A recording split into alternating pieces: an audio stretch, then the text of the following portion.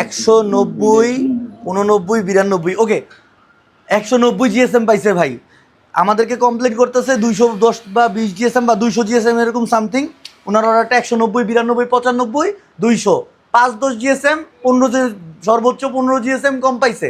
এখন GSM GSM GSM এত পরিমাণে কমপ্লেন জিএসএম নিয়ে, আমি একটু বলি, এখানে যে ফ্লোরে মালগুলো আছে এগুলো সব র ম্যাটেরিয়ালের মাল, ঠিক আছে। এখন আমরা যখন ফেব্রিক্সটা কিনি, র থাকে, অনেক আর্দ্রতা থাকে, অনেক ডাস্ট থাকে, অনেক কিছু থাকে।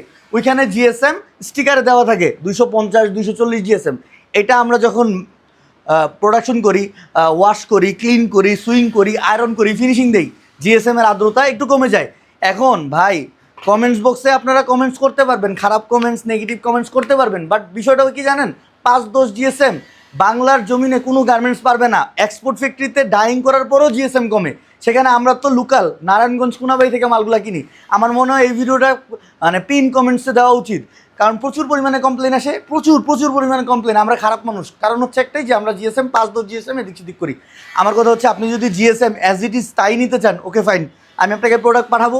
প্রোডাক্ট পাঠানোর পরে 5-10 জিএসএমের যে এক্সট্রা ব্যাপারটা, এই ব্যাপারটা আপনি আমার বিকাশ নাম্বার দিন, টাকাটা পাঠিয়ে দিব।